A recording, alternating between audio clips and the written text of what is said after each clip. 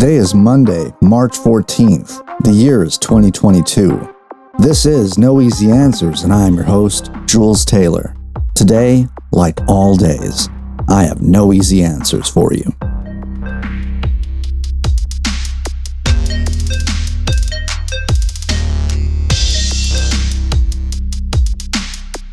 All right, so welcome everybody to another episode of No Easy Answers, a Marxist podcast about politics, philosophy, and the human condition. I have with me today Wahid Azal, I believe, if that's how I'm pronouncing it, all right? And and so I came across your article in Counterpunch, and I read that through, and I really wanted to get a chance to speak to someone and kind of have an organic conversation about what it's like to sort of learn about Alexander Dugin and kind of how unsettling that is, what the implications are, and how I think that it's not safe to ignore this stuff anymore. So maybe I'll start with just a general question here, like how did and when did you learn of Alexander Dugin? And what was that initial experience like? What did it trigger in you, and how do we find ourselves here today? Okay, I'll start with Bismillah. I learned about Alexander Dugin roughly around the zeros. And at the time, when I first learned about Dugin, I mean, he was basically kind of the chief linchpin of the Russian far right.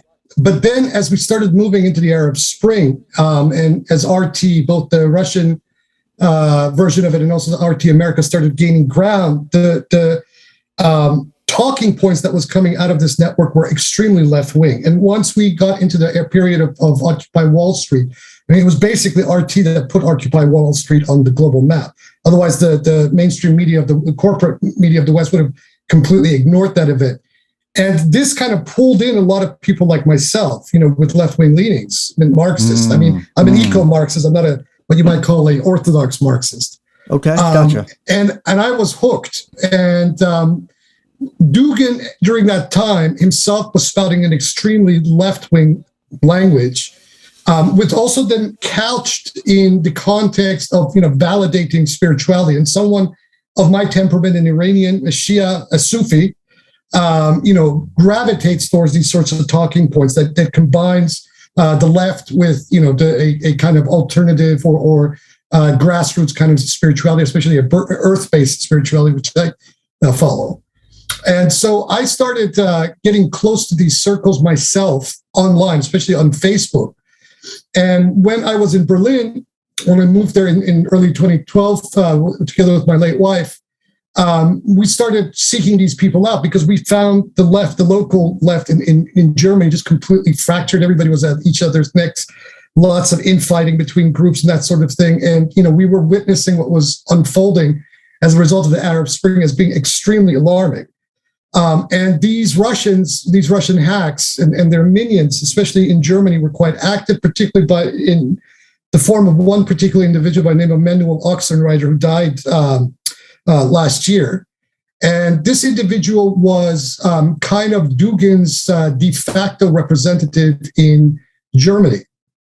And it later turns out that this guy is just a neo-Strasserist on steroids. But at the time, the way that they were presenting themselves and how Oxenreiter himself was presenting himself was, very amenable to the kind of worldviews that I have and my late wife had. And our friends in general, even including people like my dear friend Eric Draitzer, who at the time was also appearing on RT and Press TV, etc. But the relationship went very sour quickly as the refugee issue started hitting Europe, and you had these influx of Syrian refugees coming through Syria and Turkey into Europe, and all of a sudden, and this coincided with exactly the same time. As the Ukrainian debacle Euromaidan unfolded and, the seizure of Crimea and invasion of Crimea by Putin. And all of a sudden, overnight, these circles, and particularly RT, changed their tune 180 degrees from a lefty kind of platform to a rabidly rancid far-right, white nationalist talking point. And that's when our relationship with these people in Berlin went very sour because my wife, God rest her soul, she came from a communist family. Her mother was a lifelong member of the KPD of Germany, while simultaneously being a practicing witch. So, my background and her background was just completely at opposite. I mean, ideological backgrounds were completely opposite what these people were presenting themselves in. We broke with them publicly. And then from around, early 2015 onwards, we were relentlessly being attacked by these people online, trolled, doxxed, you name it. The police file that we have in Berlin, based on the death threats and complaints that we were getting from these people, is massive. Suffice it to say that in early 2016, I penned that article that you just mentioned, Dugin's Occult Fascism and the Hijacking of Left Anti-Imperialism, Muslim Anti-Salafism, because we were finding that the entire anti-imperialist Syria issue was being completely hijacked by these people, where they were essentially engaging in the same kind of tactics that we probably saw in the 20s in Germany, where elements of the left were being recruited into the far right. So they were browning the red, as it were, which is a historical, a very long-standing historical tactic of fascists and National Socialists and white nationalists of every stripe. And friends and comrades of ours, who we never expected, would fall for this snake oil, fell for it. And I kind of, not of my own choosing, but I sort of emerged as sort of a voice amongst people from my part of the world, from the Middle East, etc., who were both standing against empire as well as white nationalists. I kind of became their voice, but then the attacks would escalate, and all of these attacks eventually led to the very mysterious passing of my wife on March 11th, 12th of 2019 in Berlin, exactly 3 years from today.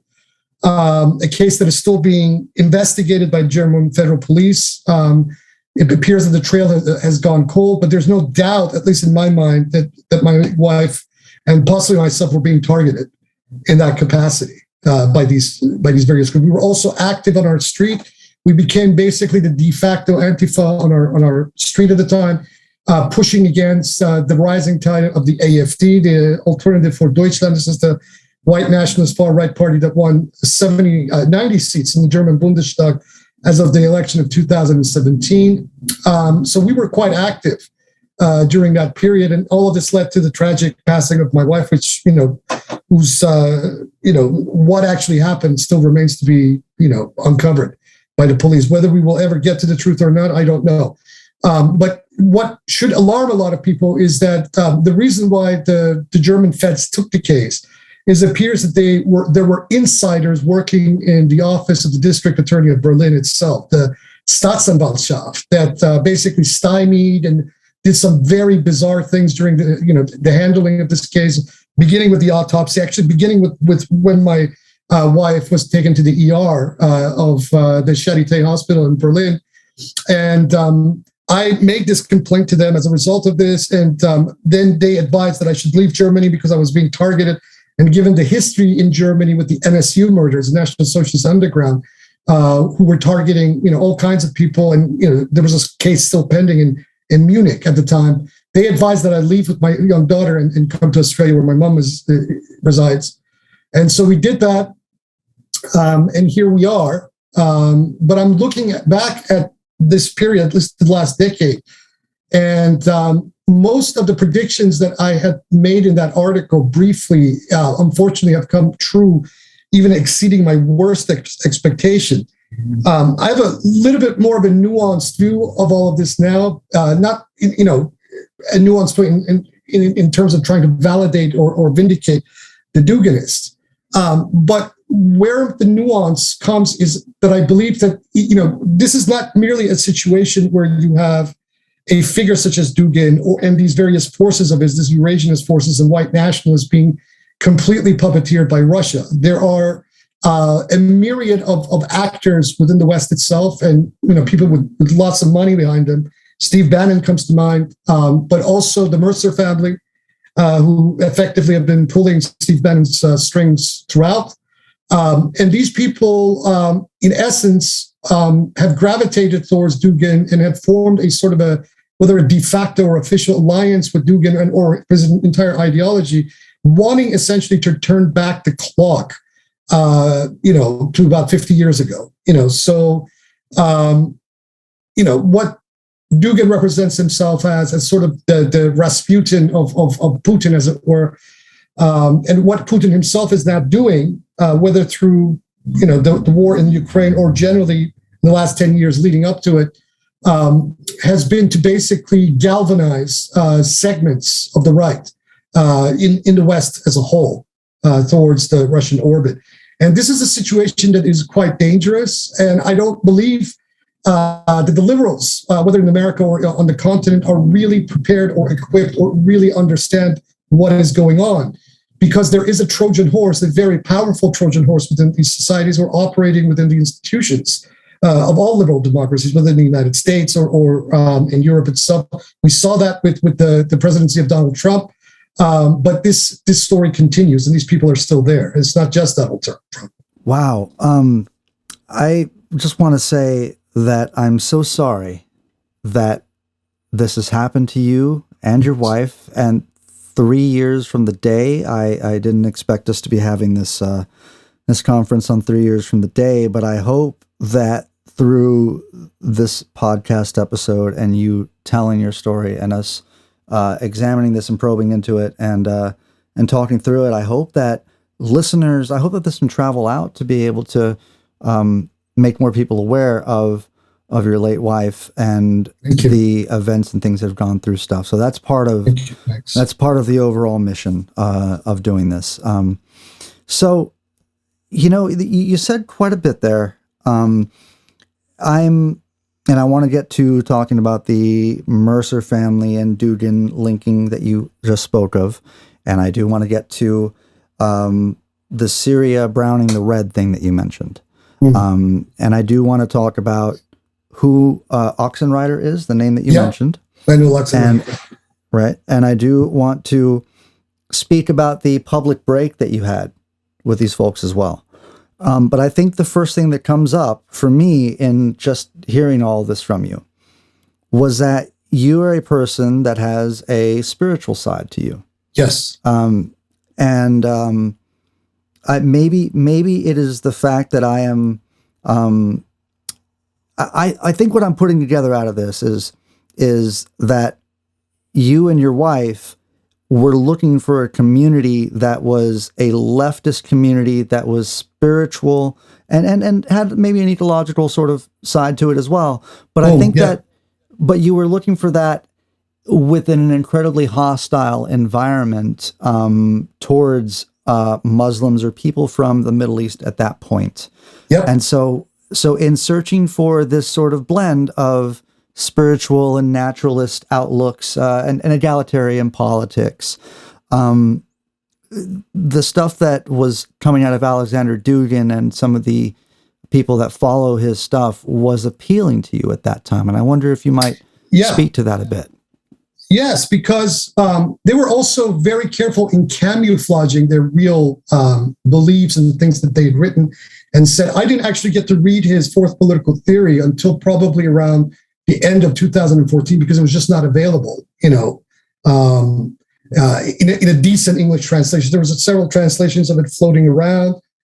When I finally got this and I sat down and carefully read it cover to cover, I was just absolutely blown away at how incredibly dangerous and how many fallacies exist in this book and how it is appealing to a paradigm that I don't think any person of color in their right mind can possibly subscribe to. Because it is, in so many words, I mean, he goes through great lengths to dissimulate a lot of things. But when you look at his sources, I mean, the entirety of the sources that Alexander Dugin marshals in the Fourth Political Theory are far-right and new-right sources, from Alain de Benoit, who is practically his guru, and Nouvelle Droite, and various figures from the third position, and these are all neo-Nazis. And to try to build a political theory on the back of some stuff like this leads to only one place. Now, Dugin is very careful, and you probably saw that in that last video of his that I sent you the other day. He's very careful to kind of dismiss himself as being a racist. But this is all dissimulation. because where Dugin's political theory leads, the fourth political theory leads, is to this idea of multi-polarism, which is ethno-pluralism. And what that means is a very, a somewhat sophisticated way of saying, white people in white countries and dark people and black people in their own countries, where, strict borders are enforced, etc. Now, while these people rail against, the neoliberal globalist order, as I do as well, if you're a Marxist of any description, you are an internationalist. So, the very concept of borders and people, staying in their own countries is anathema, not to mention that the science, is pretty hard and unequivocal in the fact that the very concept of race is a fallacy. But these people, through various, tricks, intellectual tricks and whatnot, are basically pushing a identical agenda to the kind of nonsense that we saw in the 1930s in Germany. Whereas they may not come out overtly like the Alfred Rosenbergs and the Nazi theorists of that period, the implications of what they are saying effectively amounts to the same thing. Yeah, I mean, I'm not happy or delighted to hear you describe that, but it gives me some form of comfort to know that your analysis on that is very in alignment with mine. In terms of the multipolarity, I thought the other day that I don't think people understand how much work the word multipolarity is doing to posit Russia as a powerful country. Yeah. Like the entire argument and discourse as a whole, as it pertains to multipolarity, is something that is I've felt is could be wholly a Russian propaganda theme or a Russian stimulated discourse of some sense. But yeah, I mean, you're exactly right in that the sort of pluralism that's preached by Alexander Dugin and the way that he is very careful to discard, accusations of racism. The entire concept of plurality to him is a very, like, almost just a beautified way of, like, what better way to I don't know, to beautify the particular, to dismiss universality than to beautify the particular, or to have a very dressed up way of saying blood and soil. Yes. Yeah. Yeah. So, but there is this like coded language part of it as well that, and I think that there are various, like, people arrive at leftist positions through various avenues of political awakening, and and I think that, like, you can get there via anti-capitalism, but that particular road is you're beset on both sides of you by people who want to pull you towards egalitarian politics and other people that want to pull you towards fascism. So it's interesting that you say that, like, this came out of the Occupy Wall Street movement, because I think that was the first time I had ever seen in my lifetime like a public display of, like, a consensus that we are dissatisfied with capitalism, or that we are wanting to go after it was ripe for, like, a populist leader at that point, like it could have been taken over.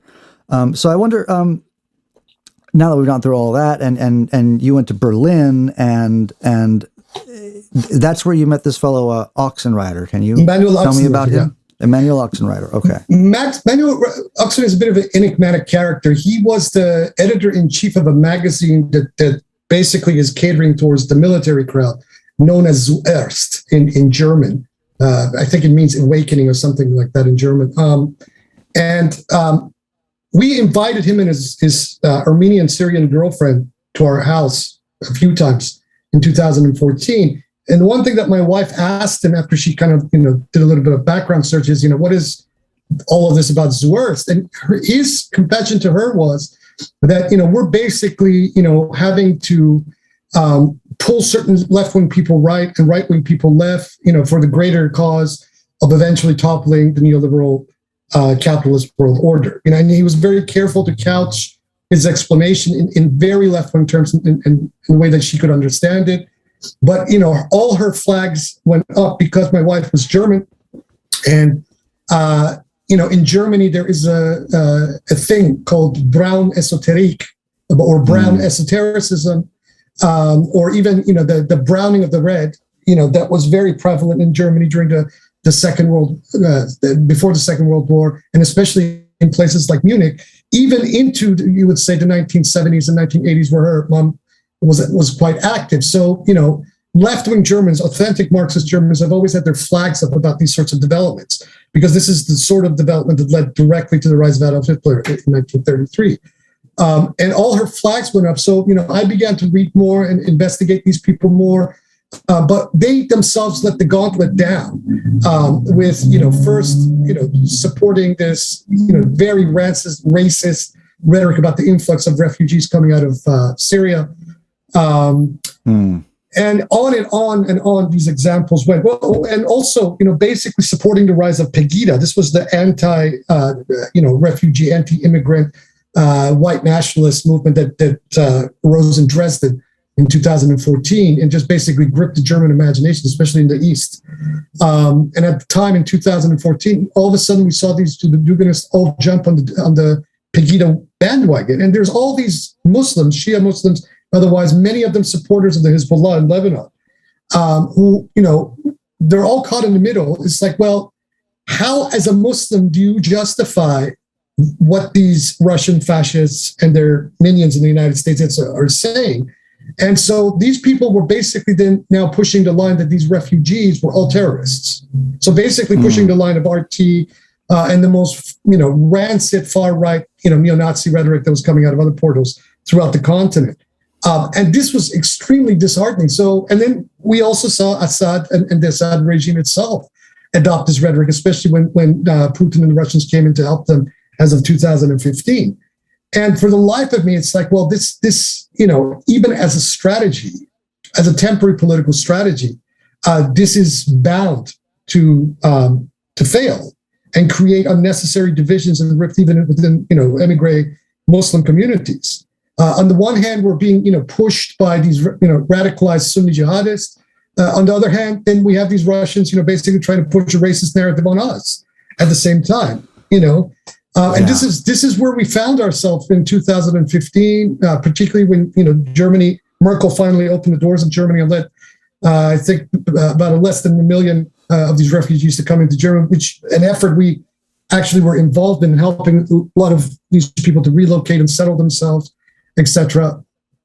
And we were, basically put a target on our back as a result of all this, whether with the Russian forces themselves online and elsewhere, or with the German right, with the AfD and their minions who are effectively puppets of Moscow, as far as I'm concerned.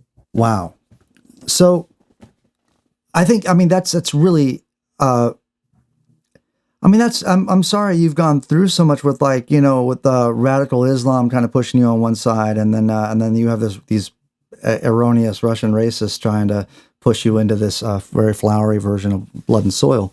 And that's, I don't know. I never even thought to consider any of the sort of the social climate around Occupy Wall Street as it would affect someone of someone who is spiritually inclined, who is ethnically from the Middle East, that's experiencing this sort of prejudice that's happening in those moments. That's really terrible. You eventually had a public break with these folks. I'm very interested in the way that you had mentioned that there is already a red flag that goes up for people who are familiar with this sort of thing, and then you yourself having to go through this process of studying up in order to get to a place where you can have a public break with that, right? Yeah. So would you tell us about what you studied in order to get to the point where you could come to a public break, and then what was that public break like? Well, reading the Fourth Political Theory itself cover to cover very carefully. That was the first place, and that occurred in 2014. But like I mentioned, the clincher was with these people coming out in support of Pegida. Right. Because this was just not on. Here we were, basically part of several different anti-racism groups in Berlin, trying to push back against the mainstream German media, who itself was, adopting slight xenophobic and jingoistic talking points. And then for these people who we thought, were basically, trying to push back against these sorts of things that are part of the entire package of the neoliberal world order, as I call it, jumping on its bandwagon itself.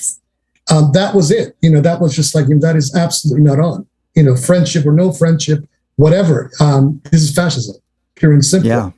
But by reading his fourth political theory and just realizing that this guy is just dissimulating, but even in his dissimulation, it is so transparent, the program that he's putting forward, that you cannot deny it, that what these people are doing is exactly the same strategies that the Nazis themselves adopted in the 20s and early 30s with the left in Germany. So as a result of this in 2016, several people asked me to put together something, for Counterpoint, just summarizing all of these issues. And the result is the article that you read. So the public break was the article itself. Well, it had already occurred, but this was the seal. Yeah. This was okay. Yeah. Gotcha. Yeah. All right. So when you talk about the Syria situation and how Dugin's people sort of, I guess, muddied the water around that or overtook this thing, and you called it browning the red. Yeah. Was that by any chance the New Horizon convention that you're speaking to? That's a part of it. That's the conference that the Iranians hold once a year. And they invite all of these various figures from Europe and elsewhere who are all pretty much, white nationalists and far rightists. But no, this was more concerted effort. This was on the social media level, where as the war began to expand in 2011, all of the circles online, whether on Facebook, Twitter, etc., just got inundated with people with very weird agendas. On the one hand, they would come in and spout a very clear anti-imperialist position, but on the other hand, then platforms associated, like for example, the Syrian Social National Party, which is an ally of the Baathists of Syria, who are effectively Syrian National Socialists. These people would come in. There's that one woman who lives here in Australia as well, Mimi Allaham, the Syria girl, the famous Syria girl. She became kind of the face of all of that. Her whole family are involved, according to her, with the Syrian National Party, the SNP. And then we start to see, very close confluence and alliances between these people and, groups, based out of Belgium and etc. These are like, identitarian white nationalists and whatnot, who are also spouting the anti-imperialist line, but then simultaneously spouting anti-immigration lines, very racialized, on every level, brushing everybody with the same stroke, claiming to want to purify Europe of immigration and immigrants and all these brown people who have come in, quote unquote, infested the continent, etc. And, these sorts of contradictions, to someone, who can actually reason their way through things are obvious. But in a situation where you have a war as devastating as the one in Syria was, and as, convoluted as the one in Syria became, it is easy for even the natives and the locals to be pulled into this stuff. And this is what happened. Now, the Syrian regime, the Ba'athist Syrian regime of Bashar al-Assad is a uber Arab nationalist regime whose rhetoric, Ba'athist rhetoric in general, is very, problematic, even though they're Arabs. But this SNP, which is an ally of theirs, is overtly a National Socialist Party. It's an Arab National Socialist group. Wow. And they've been around since the 1930s and 40s. So this stuff was very, very troubling. And then you see the same sorts of development happening amongst supporters of Hezbollah and the resistance actions in Lebanon, and not so much from the mouth of its leadership, but more from its rank and file and prominent leadership. So, for example, one of the very dominant and prominent Duginists in Lebanon is this woman, Marwa Osman, who I've locked horns with numerous times on and offline. And she comes from a very prominent Hezbollah family. She's been, showcased at this very conference in Iran that you mentioned. She's come in and out of the offices of Hassan Nasrallah and taken to Iran to meet with the supreme leader over there. etc. And she rubs shoulders with some of these very rancid Nazis, whether European versions of them or Russians. And every time I have tried to point this out to people that, this just doesn't make any sense, for Muslims, and especially Muslims who are coming from that stream of resistance ideology in Lebanon, it does not make any sense for these people to be allying with these Russians, who are just wedge pushing amongst groups. That this is a very classic 19th century divide and conquer tactic that they're employing against these groups who are trying to advocate for peace, for the end of war, for the retreat of these, proxy forces that are operating in Syria and throughout the Middle East, whether ISIS or otherwise. But once all of this was basically hijacked on the social media level and also on the media level to some degree via the Russian alt media ecology that is all over YouTube and all over the internet, things got quite heated and more heated until we lead up to the election of Donald Trump. Man, this last 6 years or so, I think as a person on the left, I know that while there was speculation about Russian interference in the election, it was something that you ran the risk of being called like a Russophobe or being told that you're a liberal or something because it's been this way since the Cold War, and it's you're just reading too much into it, and this is the Democrats are doing this so they can win. But I think I would hope that and I know for me personally that when Russia invaded Ukraine recently, it changed how it changed how I felt about one, is Dugin relevant and is he safe to ignore? But two, it made me take this sort of 10,000-foot view above it all, and think that maybe we need to go back and reopen the question. Those Marxists that dismiss that stuff, of this was probably happening, and two, the United States is not the only country capable of propaganda. Yeah, sure. And it seems like kind of a Western chauvinist or a sort of Western privilege to even not consider that there is another country capable of propaganda. Well, all power is capable of propaganda. Those who have power are afraid to lose it, and they will use any means to keep themselves there.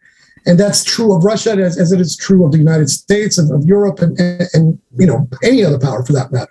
And this is the problem with the nature of power and authoritarianism in the modern age. And it won't change whether Putin stays or goes or they lose or win, whatever. I am no friend to NATO. I am no friend to the Atlantic West. I think they are a big part of the problem. I look at NATO as a criminal organization that has proven itself that time and again. Marxists need to be a little bit more wise, and jumping either on the bandwagon of Russiagate or otherwise kind of misses the forest for the trees. The Russians had help in getting their man into the White House on the ground through the Republican Party. I mean, you need to look at the massive amount of purges in state legislatures controlled by the Republican Party that was happening in the lead up to that election. And also because the liberals and under the Obama administration essentially failed in many of their promises, economic promises primarily. And America wasn't better off 8 years from the election of Barack Obama than it was when Mr. Trump got elected. And, Trump was a snake oil salesman, so was Obama. So I find it problematic, at least in the West, that many on the left align themselves in these issues with the liberal center, because the liberal center is the ruling class, essentially.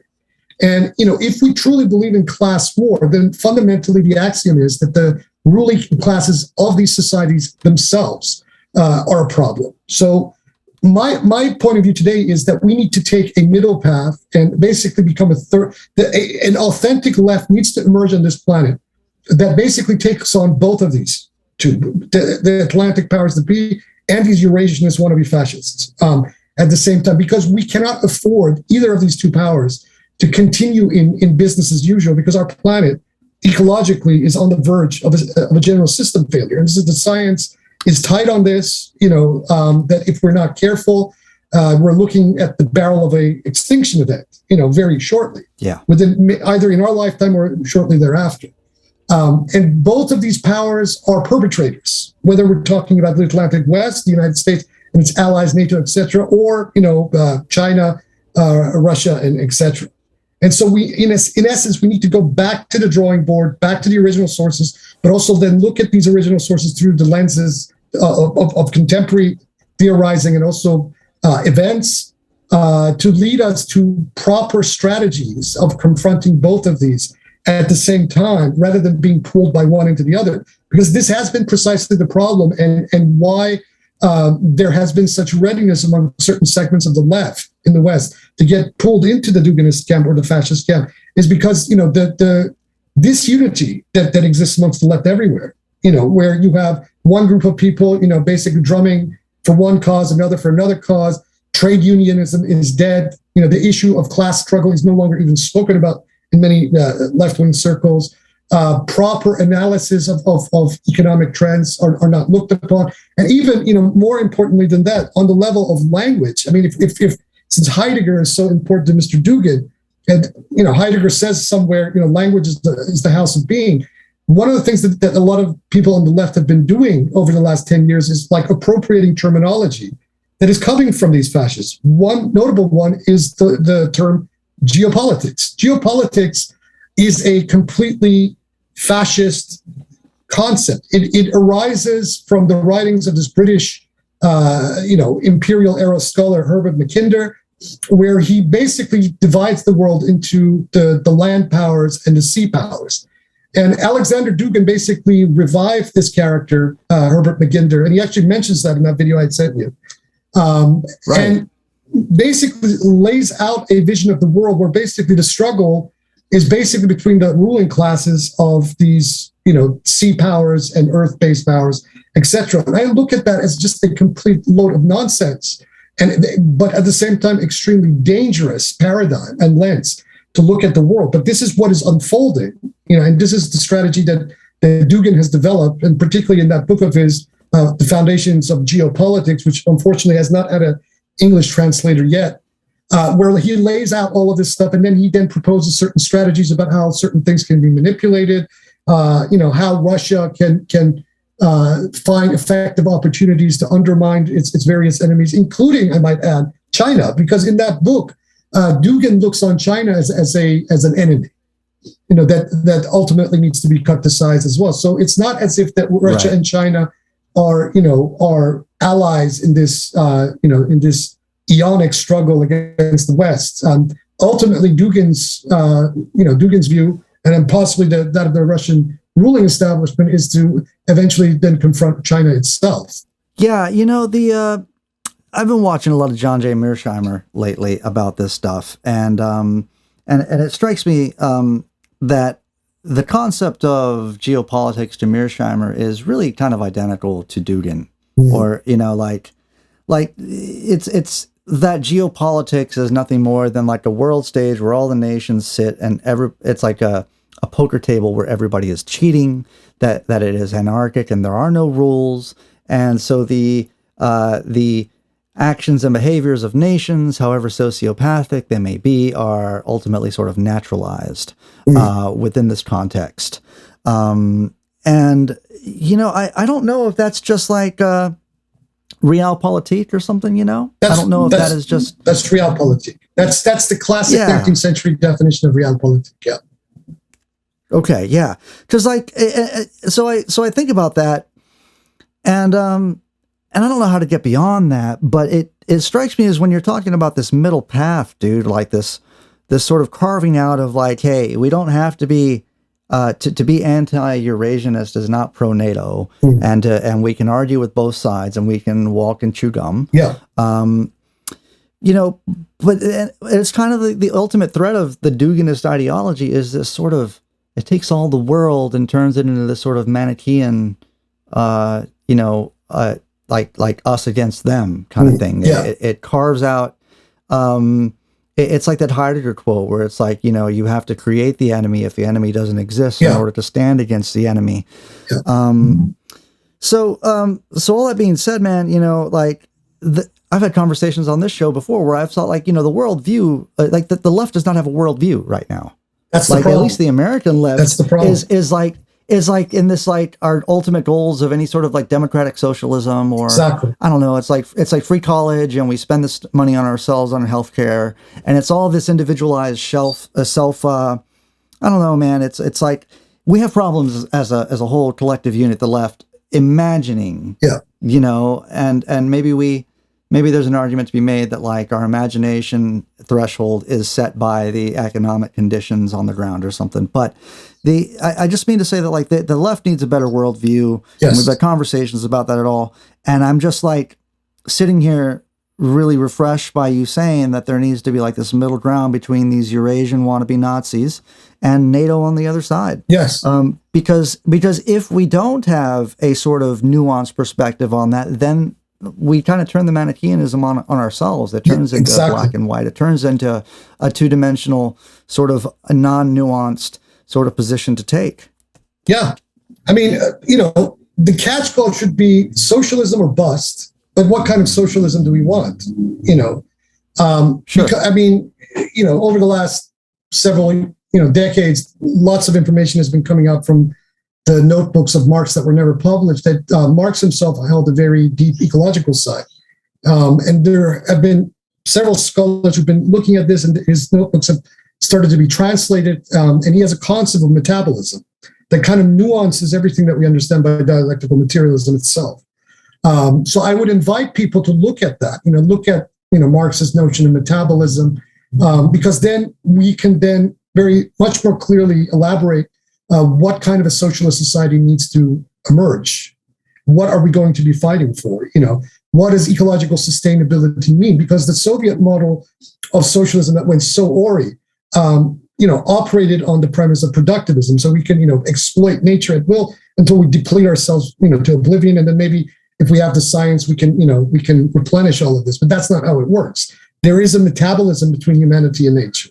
And that's something that Marxists need to seriously take aboard, especially by going and reading and contemplating some of these late notebooks of Karl Marx himself. And this segues for someone like me into that kind of earth-based, nature-based kind of spirituality that I think is also very important for people to have as a sort of guide. If something is made sacred, then it is worth, in a sense, fighting for. And that sacrality can occur with with yourself, with your surroundings, with your environment, for future generations. How indigenous people, for example, or what sociology or anthropology calls primitive peoples, which I kind of don't like as a term, how they look at the world. How, for example, the shamanic worldviews of the Amazon, or even somewhere like Mexico, and you have the Zapatistas of Mexico who have actually appropriated this worldview. So their leftism is a leftism that is very autochthonous and is very indigenous in the way that it approaches. It's not, it's not brown, it is not nationalist, it is something else completely. And so these sorts of perspectives, I think, are extremely helpful. Where in the West, for example, you have many people gravitating towards neo-paganism, right?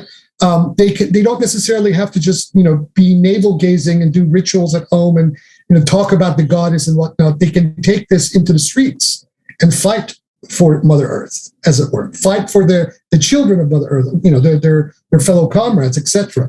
So all of these things can be, negotiated, intellectually into a coherent political program that is Marxist, but is Marxist for the 21st century and is ecologically focused. So we can actually do that. It's very possible. And the theories are out there, the writings are out there, and I think the will is beginning to emerge for us to be able to pull something like that off as well. I could talk to you about this stuff for hours, man. And I love what you're saying here, because I think that you're getting to something that I brought up to Benjamin Teitelbaum. Benjamin Teitelbaum is the guy who wrote War for Eternity. We had him on the show, and it's through reading his work that I first encountered Alexander Dugin, and here we are today. But in that episode that I just released about Alexander Dugin, he was talking in these clips that I caught up, that I integrated into that show. One of the clips, he's talking about what he calls the national idea, and And that hit me like a ton of bricks, because I was trying to piece all this stuff together, as you would imagine, coming into learning about Alexander Dugin and trying to couple that with your Marxism and your concepts of fascism and your ideology and the sort of confusing terrain that's always shifting underneath you. All that stuff in particular, it was confusing enough to where I realized that part of the reason why maybe something like January 6th could have happened, or why there is this weird like rise of Christian nationalism, or was because of a sort of secularism in society and like this gap where their spirituality used to occupy it. Yes. And so in not having it, or maybe in having a civic religion is one of the ways a society copes with that. Maybe society maybe you do stuff like you have burial rites for flags instead of the sacred or something, or the sacred is kind of transferred into mythological figures like a giant statue of Abraham Lincoln or something. Oh, but it's sublimated into the state, so that becomes a statist religion. Right. Yeah. You separate the church and the state, and the state just becomes a church. But like that aspect of this, like almost like a latent thirst for the spiritual that happened within our secular society, felt like a key component to why a space for this form of fascism would emerge. In the case of Dugin, a very sort of Evolian spiritual racist form of fascism. So I don't know, man. I mean, I felt the space here in this conversation to mention that, because I'm not a spiritual person, so I look and wonder and look to other people to provide a description of these things to me, because I don't know them myself, and I don't, it's like, in examining philosophy and trying to do a good job of that, and looking at some theology and things like that. I think Dugin recognizes that too, man. Yes, he does. Like there is, but so did Marx. Marx recognized this as well. I mean, especially in the latter part of his Hegelian phase. That quote of his that is always taken out of context: "Religion is the opium of the masses," is not actually a negative statement. Once you read the whole section, and especially that entire quote in its entirety, he recognized this very much. And the concept of alienation that Marx presents anticipates precisely this development that we're seeing. Bourgeois society and its modes of production, the way that the capitalist society structures itself, lends itself, especially with the working classes and peasantry, etc., to alienation. Meaning is denuded of these societies. You are merely made into a cog in a wheel, and your value only exists in cash. So inevitably, that alienation occurs, and inevitably, that kind of a secular society lends itself to precisely these sorts of internal contradictions that then allow someone like an Alexander Dugin, or if Dugin didn't exist, they'd have to invent him, someone like him, to come along, a Pied Piper kind of figure, to lead the certain masses down the proverbial cliff. And this is what has happened.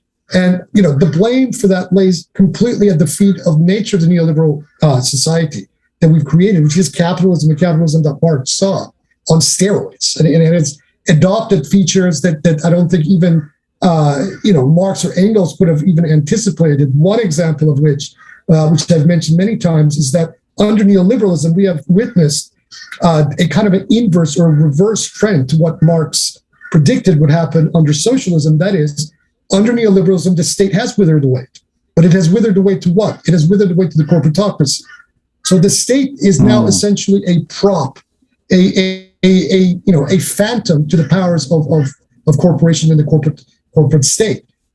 It kind of boggles my mind that there are not that many more Marxists out there who are not seeing this trend, or are not alarmed and coming to some kind of a formulation of strategy that is, multifaceted and is able to, address a myriad of different issues to tackle this proverbial beast. Because if we don't, these fascists will indeed win. And they are good at galvanizing the symbology of religion and spirituality to that end. And then, basically corrupting and then pulling people into these authoritarian modalities of thinking and discourse and whatnot. I break down the issue rather than as being a fight between secularism and religion. I look at the overall issue here as basic the conflict between authoritarianism and its opposite.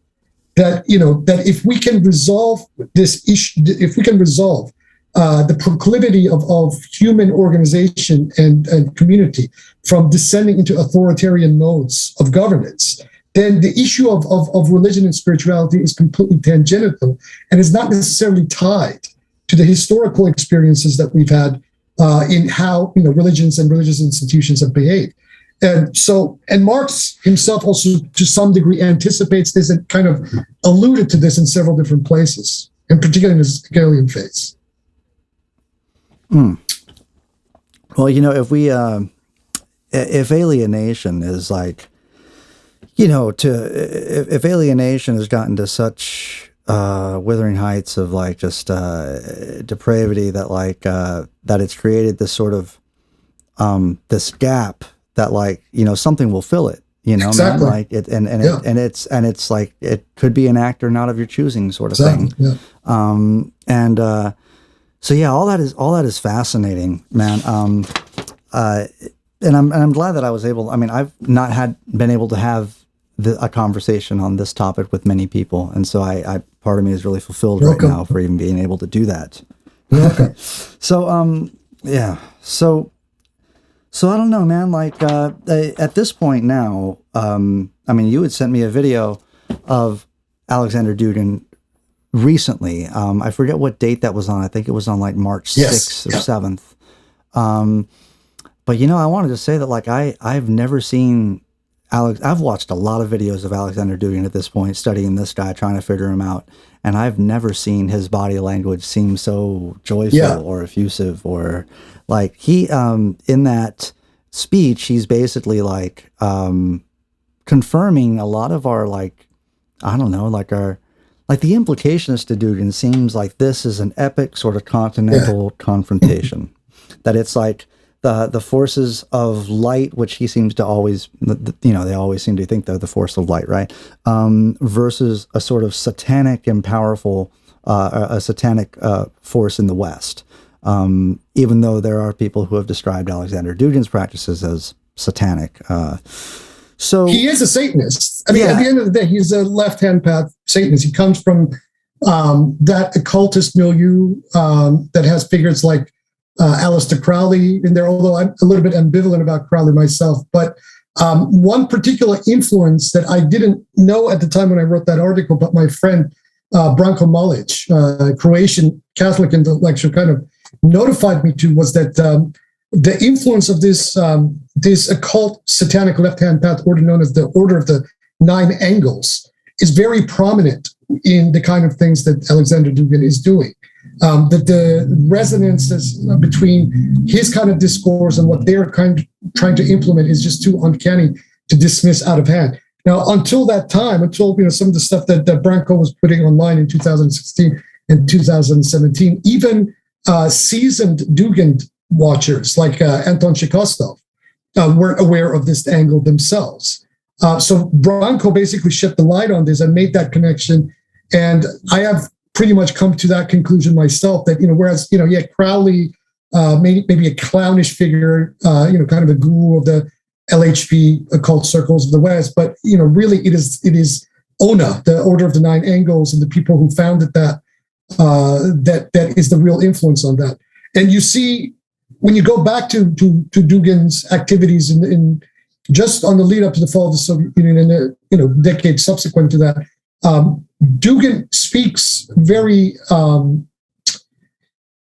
Dugin speaks to this stuff. He was also involved in many of these occultist circles himself, and several of his comrades at the time in Moscow and St. Petersburg and elsewhere. So what appears to me and to other Dugin watchers is that this whole talk of Orthodox Christianity, Eastern Orthodox Christianity, is really a smokescreen, because a lot of Dugin's own points of departure would be considered by the Eastern Orthodox Church to be heresy in many respects. So he is pushing a LHP Satanist kind of agenda, political agenda, while masquerading himself as an Eastern Orthodox Christian. I mean, I've pointed this out to several Russians on and offline, and they've seen it, and they find it very disturbing. But the Russian state and Putin particularly seems to value this perspective, and so this adds another layer to this, which should disconcert people. Right, and I don't know enough about like mysticism or spirituality to find any sort of like. I mean, when someone says Aleister Crowley, I mean, I don't really know anything about the guy, So the accusations of satanic practice around this is just stuff that I've seen come from various people, but it's a bit hard to discern whether it's hyperbole, whether it's like, but it sounds like these are actual like, when you said it's chaos magic or something like that in your article, it's like these are new concepts to me as like an atheist who doesn't have any. I've never had to research this stuff. I mean, well, I would advise you to look at this stuff, and I would probably start first by kind of getting you to read the works of my late friend Nicholas Goodrick Clark. He wrote this was part of his research. He wrote several books, but two of which he wrote. One was called The Occult Roots of Nazism, where he basically unpacks this whole Western occult subtext to the rise of National Socialism, particularly with the Theosophical Society and Madame Helena Petrovna Blavatsky. All of that, because much of the National Socialist symbology comes out of the work of Blavatsky herself. ISIS Unveiled and Secret Doctrine, etc. And Goodrick Clark, really delineates all of that. It gets really deep into the historical groups and trends that were operating in Europe in the latter part of the 19th century, leading up to the First World War and then thereafter. So this stuff is important because these things have political implications. I mean, I've said this to many of my friends on the left. You dismiss this stuff at your peril, right? Not so much in terms on the level of ideas, but on the level of action, of what these sorts of ideas potentially can unleash on a given society with the people that they recruit in their orbit. And just like the Theosophical Society spawned, essentially, whether accidentally or deliberately is an academic question at this point, just as it spawned National Socialism in Germany, one could argue that many of these ideas, and especially the ones that Dugin has been spouting, are responsible for the same sorts of trends that we saw in the 20s and the 1930s. And that's why I think lefties need to be especially discerning and especially vigilant and really understand these concepts. There's a lot of literature that has been coming out, especially over the last couple of years because of the election of Donald Trump. But all of them, basically first start off with the scholarship of my friend Nicholas Goodrick Clark, who really did a really fine historical job of laying all this stuff out. That's amazing that you were his friend, because in the research for all this stuff, I ended up picking up that book about the Nazi occultism, and obviously I haven't read all the way through it, but I also have his book on Savitri Devi. Yes. So like, in his book on Savitri Devi, it's interesting to meet a person like you that would be familiar with that, because there's this sort of like anti-human nihilism or misanthropy that came out of her that seems to have had current day effects still in ecological circles. But itself is not like, I read about her in my in trying to decipher Julius Evola. And I was trying to figure out the René Guénon stuff and the Evola stuff and Frithjof Swan and Aman Kumaraswamy. I can't pronounce his name correctly. Ananda Kumaraswamy, yes. So all these figures came on my radar when I was reading this stuff. But that's so interesting that you knew Nicholas. Yeah, he was a correspondent of mine. Until he passed away a couple of years ago. I didn't even know that he had passed because I discovered that when I put his book down and was like, I have to try and email this guy to be on the show. And that's when I had discovered that he had passed. So it's interesting that you bring him up and that you were his friend, that you corresponded with him. I mean, so speaking of Savitri Devi, I mean, listeners might remember, I did speak a little bit about her in like episode 29. but she is responsible for something known as esoteric Hitlerism. Yes. And the way that I understand it, I mean, I don't know if I'm not going to get into a whole explanation on this, but I question, is Dugin, do you think, or do you have any knowledge of Dugin taking inspiration from Savitri He Devi? does cite him in a couple of Russian articles, so he knows about her work and he knows her point of departure. Devi's main acolyte was a South American gentleman by the name of Miguel. I think it's Serrano. I'm not sure. Miguel Serrano. Yeah. So he kind of spread this esoteric Hitlerism in Spanish throughout South America, and that became kind of the discourse of choice amongst a lot of these right-wing, fascist forces and circles in South America, all the way until pretty much recently. She herself and her point of departure, this whole esoteric Hitlerism, segues into this left-hand path Satanism of groups like the Order of the Nine Angels, because they emerge initially as a kind of an esoteric National Socialist group in Britain, and then kind of morph into all kinds of things, and they create decentralized kind of cells everywhere throughout the West. And the danger of this particular group is in one thing, it believes that it wants to create what it calls an imperium, a imperium that even transcends the planet Earth. And this would be a kind of a white nationalist dystopia that would then basically eradicate all brown and non-white peoples from the planet, and then go out and conquer the space, as it were. I wonder if that has anything to do with Robert Charroux. Because Robert Charroux is a guy who, I want to say he's the guy that's responsible for like the Nordic white hair or blonde hair, blue eye aliens kind of thing. And did a lot of science fiction writing around Hyperborea. Yeah. And, I mean, it's what a choice of a word, an imperium, wow. Holy shit. There's a lot of people that are attracted to this stuff. You would be surprised. I mean, and in some very unlikely places too. Yeah.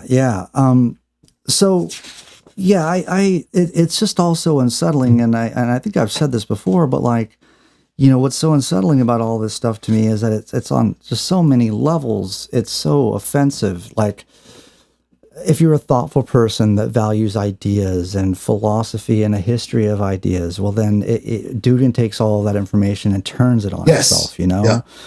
If you're a person that is pro-democracy and pro-human rights and pro-egalitarian stuff, then he turns the universality of human rights and the tradition of liberalism on itself as well.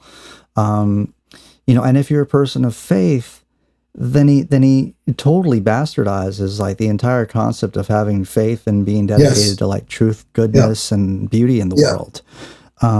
So it's all this stuff. I feel like, Ukraine and what's happening, to come back to current events, it's like the beginning of his political program in so many ways. But you know what? For all of that, we really have to be fair here. Like I mentioned, if Dugin didn't exist, or even if Putin didn't exist, they'd have to be created.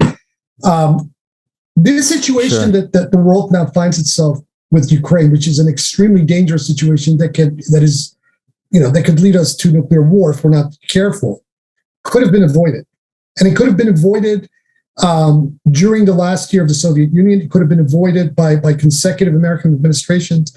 If they had honored the undertakings that they had made with Mikhail Gorbachev, if NATO had not been pushed to the borders of Russia, and more than that, if Ukraine had not been turned into this massive American military base as it has over the last decade, with American advisors and whatnot, and NATO and Western European, we wouldn't be here right now. I am no apologist for the Russian kleptocracy and its criminal oligarchic regime. But, the policymakers and strategists of the West, in my opinion, from what I've seen, are not very smart people. That they either willingly or unwittingly are creating these situations that lead to to what we're seeing today in Ukraine. And the innocent people on the ground are then caught in the crossfire between these forces, that they don't need to be, and also the Russian people themselves, who are not happy about themselves being dragged into a war with their Ukrainian cousins. I mean, this is completely unnecessary. A lot of these people, up until the 1990s, were comrades under the Soviet state. Many of them served in the military with each other. I have friends in Ukraine. I have friends in Russia, and their parents and their families, were tight. And so what you're seeing with this, and this is why Putin doesn't make any sense to me in what he's doing, is because he's basically doing the same sort of thing that happened in the Balkans in the 90s when the Yugoslav state imploded suddenly. And you had these ethnic tensions and divisions and hatred that just suddenly came to the boil that hadn't existed for over 50 years, under that Yugoslav state, socialist state. And so the question that everyone needs to ask is, qui bono? Who benefits from this state of affairs? And the answer is always obvious. It is capital that benefits from this, whether it is the arms dealers and manufacturers on the Russian side, or the NATO and the American and the Western European side, because this racket that is war is their piggy bank. It is their cash cow. And the other day I was talking to a gentleman on the street, and he kind of basically threw this at me. He said that he looks at what's happening in Ukraine as kind of an attempt by industry to make up for the shortfalls that they lost during the COVID pandemic. Because it comes up, right at the tail end of it. Then so much money was lost and whatnot. This is the perfect opportunity for them to now make money from another angle. And he's right to some degree, because there is evidence to that end. But it is also dangerous. Many innocent people are getting killed. Potentially, there could be nuclear war that would lay this planet to waste, or at least large sections of it. Poison the atmosphere, poison the oceans, etc. We don't need to be here. And we don't need to be here, and we shouldn't be here. Had there been a third force on this planet that would adequately confront both of these, fascists and Atlanticists simultaneously, we wouldn't be here right now at all. Well, I think that's a great place to end this show, man. Do you want to tell people where we can find you online? And by the way, just thank you so much for everything that you've told, for sounding the alarm on this, for having to travel to Australia to relocate, and and the memory of your wife as well. Thank you.